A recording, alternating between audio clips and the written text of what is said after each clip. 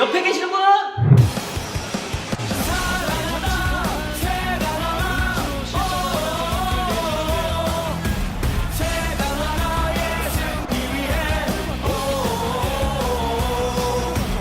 안녕하세요. 플레이 베이스볼 코치 김기현입니다. 오늘 또 이렇게 또 좋은 영상과 정보를 또 알려드리는데요. 왼손잡이 견제가 궁금하다. 제가 오른손잡이다 보니까 제가 이제 뭐 견제나 이런 부분들을 지도를 했지만 우리 또 구독자분들이 또 왼손잡이 견제는 또 어떻게 하는지, 그리고 반대로 그 왼손잡이들은 어떤 성향을 가지고 견제를 하는지 이런 부분들을 또 많이 궁금해들 하세요. 자, 오늘 왼손잡이의 견제의 모든 것을 여러분들에게 알려드리도록 하겠습니다. 큐!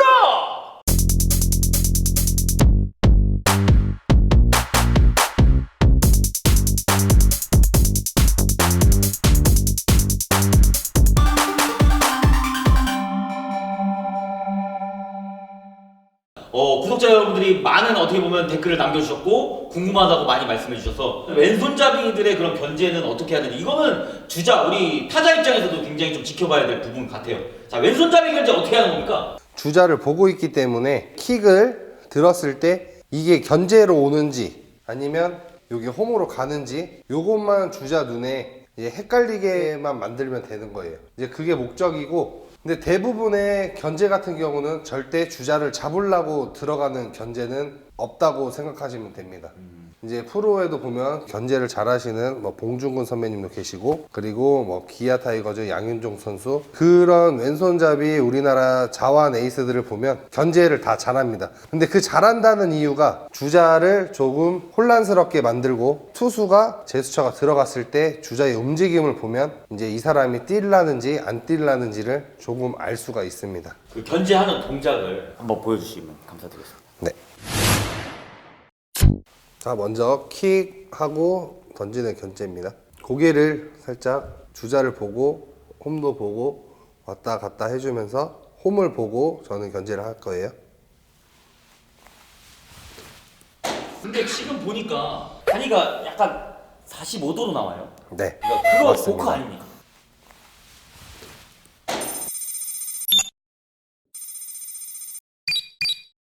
왼손 투수 같은 경우는 90도 기준으로 45도까지는 다리가 나가더라도 보크로는 인정이 안 됩니다.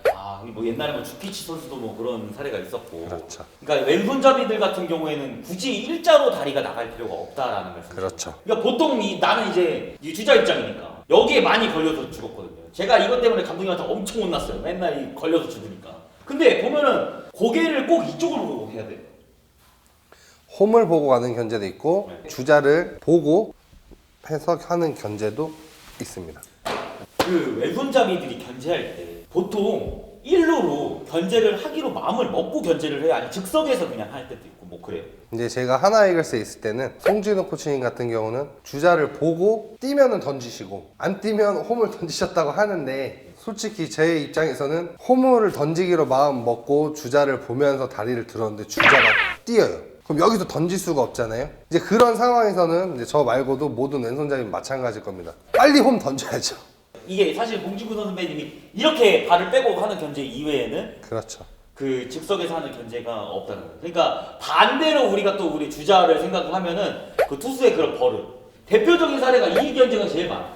그렇죠. 그렇죠? 네. 그렇기 때문에 요거는 또 주자 플레이를 하시는 분들이, 왼손잡이들은 보통 이제 정해놓고 견제를 하기 때문에 이제 그런 부분들은 조금 이용을 반대로 하시면 좋을 것 같아요. 지금 방금 빠따 형이 말씀해 주는 것처럼 홈을 보고 하는 견제가 많아요. 많지만은 주자 입장에서 투수가 보고 들었어. 이 사람은 홈만 보고 견제를 하니까 안 할 것 같은 거예요. 그렇지만 보이기 때문에 보고도 견제를 들어갑니다. 그리고 슬라이드 스텝을 짧게 해서 던지는 경우도 있습니다. 킥을 작게 해서 나가는 견제도 있습니다. 그러면 어떻게 해야 견제를 잘해요? 이제 사회인야구 기준으로 말씀을 드리면 주자 1루 나가면 굉장히 편하실 거라 생각합니다. 오히려 주자 1루가 나가면 한 열에 한 6, 7은 잡지 않을까. 굉장히 리드도 많이 나가시고 항상 1, 2구 안에 다 뛰시니까 왼손 투수 같은 경우는 1, 2구 던지기 전에 견제를 한 2, 3개 정도 한다고 치면은 웬만해서는 잡을 수 있지 않을까. 사회인 야구 분들에게 지금은 조언을 해주셨고, 빠따 형은 사실은 좀 엘리트 야구 하는 친구들이 많이 보거든요. 솔직히 왼손잡이들이 견제가 되게 중요하잖아요. 또 프로에서 또 송진우 코치님한테 또 지도를 받으셨었고, 자 어떻게 해야 왼손잡이 우리 꿈나무들이 견제를 좀 잘할 수 있을까요? 다리를 들 때 주자가 뛰는 경우도 생겨요. 그런 경우에 다리를 들었는데 주자가 뛰고 있는데 살살 던지게 되면 그 공이 가는 기간에 주자는 두세 발을 더 갑니다. 그렇기 때문에 견제는 항상 강하게 송구를 강하게 들어가야 된다고 생각을 해야 되고요. 마음가짐 자체가 주자를 잡는다는 것보다 묶어놓는다는 생각을 가지고 견제를 하시는 게 좋습니다. 이제 엘리트 선수들 같은 경우는 왼손잡이인데도 주자가 1루에 있어도 견제를 안 하는 경우도 많아요. 이제 투수 같은 경우는 내가 공을 던져야 시작이고 내가 운영을 하는 거기 때문에 이제 자신 있게 주자가 1루 나가면 나는 견제도 있다라는 거를 알려줘야 주자도 조금의 긴장을 하기 때문에 그런 식으로 견제의 중요성을 생각하시면 되십니다. 그러면 FM 자세로 한번 그 견제를 하시는 모습을 이번엔 제가 저 1루로 가가지고 정말 프로에서 하셨던 견제를 보여주시면 감사드리겠습니다. 네, 알겠습니다. 자, 사인을 보고 킥해서 하는 견제입니다.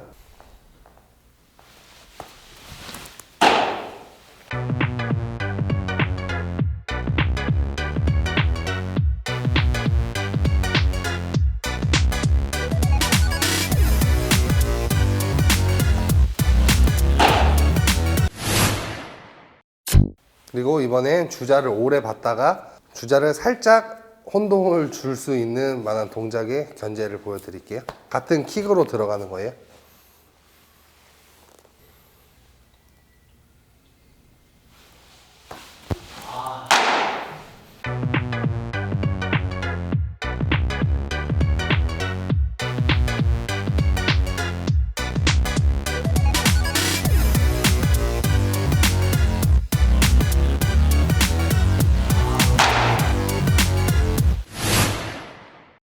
네, 이번에는 짧은 킥으로 슬라이드 스텝식 견제를 보여드릴게요.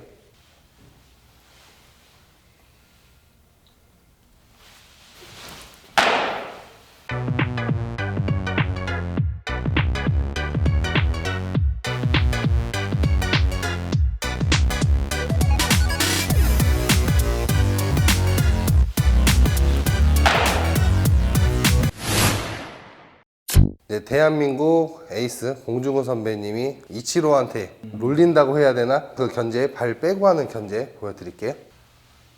굴욕 슬라이딩. 네, 그렇습니다.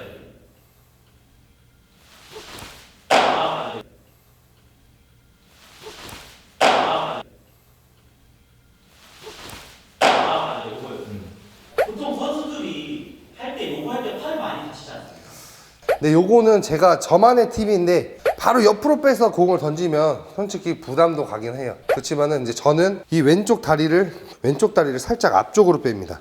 바로 뺄 때는 바로 올라와서 바로 가야 되지만 왼발이 살짝 앞쪽으로 빼면 팔에 코킹이 됩니다.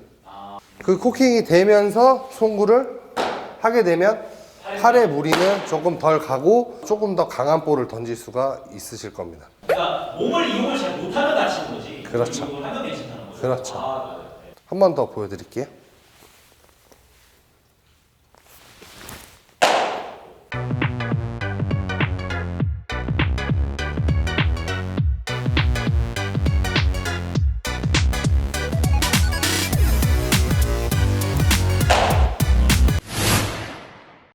킥이 점점에 올라갔을 때는 이게 홈인지 견제인지 구분을 못하죠. 그렇죠. 정점에 올라와서 멈췄다 싶었을 때는 견제하면 보크가 선언이 됩니다. 항상 왼손 투수는 연결이 된 상태에서 견제가 들어가기 때문에 킥을 했는데 멈춘 상태인데 주자가 뛴다고 해서 견제를 할 수가 없습니다. 그러면 보크가 선언이 됩니다. 자, 이번에는 자 빠따 형이 현역 시절에 또 왼손잡이들한테 또 되게 많이 당했어요. 그래서 오늘 또 왼손잡이들에게 서력을 하고자 저는 이제 스타트를 끊을 거고 주자를 잡겠습니다. 자 해서 10번을 해가지고 과연 몇 번을 잡을 수 있을지, 저는 몇 번의 스타트를 뺏을 수 있을지, 자 한번 가보도록 하시겠습니다.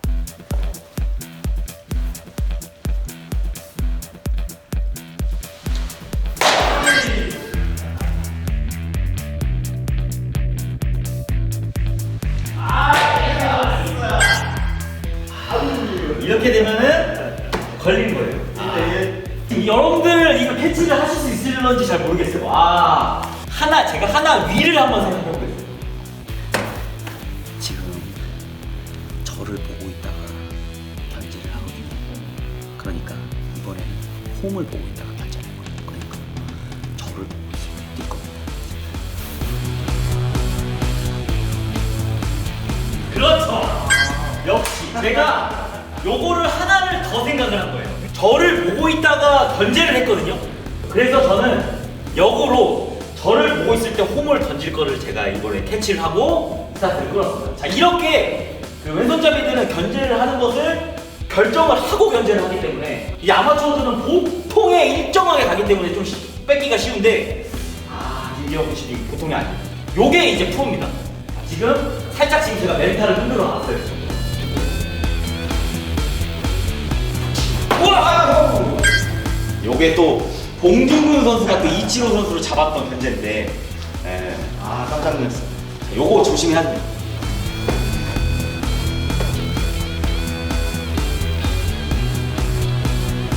그렇죠. 일단 김기영 코치님은 보면은 여기를 보고 있다가 공을 많이 던져요. 지금 보면.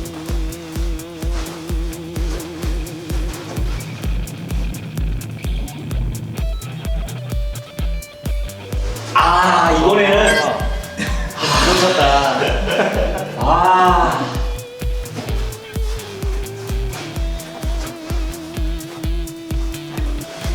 이번에는 늦었어요. 이거 뛰어도 죽는 거야. 이게 왜 어렵냐면 지금 보면은 엄청나게 고퀄리티로 지금 견제를 하는 거예요. 계속 섞으면서 하는 거예요. 그렇죠. 지금 그러니까 내가 쿠세를 못 잡게 계속 바꾸는 거예요. 고개를 지금. 보통 고개로 저는 이제 타이밍을 뺐는데 계속 바꾸니까 이거는 사실은 제가 이길 수가 없어요. 이럴 때는 어떻게 해야 되느냐? 쉽게 못 뛰기 때문에 그냥 가만히 있어야 돼요.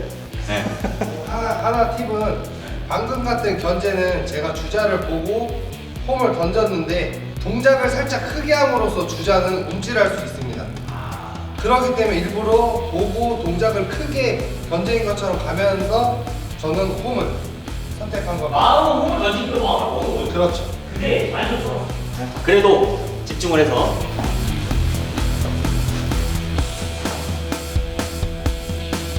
와, 요렇게 되면 어떻게 되는 건지 아세요, 여러분들? 이리 와서 죽지. 아니, 요렇게 돼서 죽잖아. 그러면 이제 어떻게 되는 건지 알아? 운동 끝나고 이제 집에 갈 때 버스에서 이제 의자를 보통 이제 이렇게 눕히고 경기 끝나고 가는데 이제 여기를 90도로 세우고 가는 거지. 또 옛날 생각이 납니다. 눈물이 또. 자, 오케이.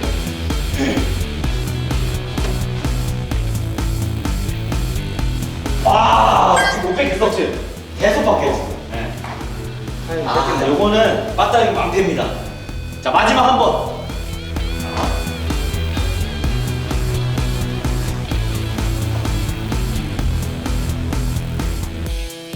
이거 안 돼.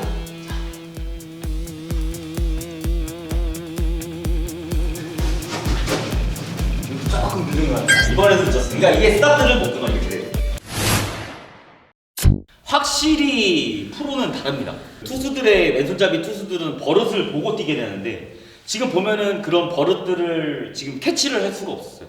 그러니까 보통 이제 아마추어 분들 같은 경우에는 좀 일정하게 가는 경우가 많은데 우리 김기영 코치님 같은 경우에는 계속 어떻게 보면 상황들을 변화를 시켜주면서 스타트를 굉장히 뺏기가 어려웠던 것 같아요. 포인트 한 말씀 드리면 주자가 조금 발이 빠르다던가 프로도 마찬가지로 신경이 많이 쓰이게 됩니다. 야구는 주자가 3루까지 가더라도 타자만 잡으면 3아웃 체인지가 되고 무실점이 되기 때문에 주자가 빠른 주자가 나갔다고 해서 빠른 주자를 신경 쓰는 것보다는 주자는 묶어놓는다는 식으로 잡고 타자랑 더 정확한 승부를 하는 게 오히려 더 좋을 수가 있고요.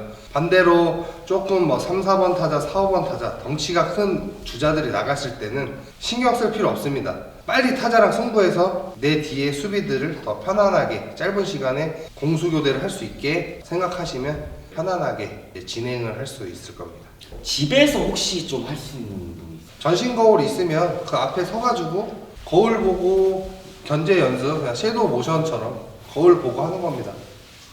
꼭 뭐 왼손잡이뿐만 아니라 뭐 오른손잡이도 마찬가지고 또 타자들도 마찬가지고 거울하고 친해져야 여러분들 야구를 잘할 수 있다는 말씀을 해주셨습니다. 자, 오늘 왼손잡이에 대한 견제 또 이것도 희소성 있는 컨텐츠 아니겠습니까? 많은 또 왼손잡이 분들은 또 어디로 또 찾아가면 되죠? 대전 신탄진, 대덕구 신탄진 패션타운 2층 플레이베이스볼 아카데미로 찾아주시면 됩니다. 자, 언제든지 우리 또 김기영 코치님과 또 우리 또 실장님 번호가 또 여기 밑에 있습니다. 또 우리 또 각지에 또 있는 왼손잡이 분들, 또 왼손잡이 코치님들이 많이 안 계세요. 그렇기 때문에 또 멀리서 또 찾아주실 거라 믿고, 자, 오늘 김기영 코치님 진짜 대전에서 정말 먼 걸음 해주셨습니다. 자, 오늘 너무 감사드리고 오늘 컨텐츠 마무리하도록 하겠습니다. 자, 빠따 형!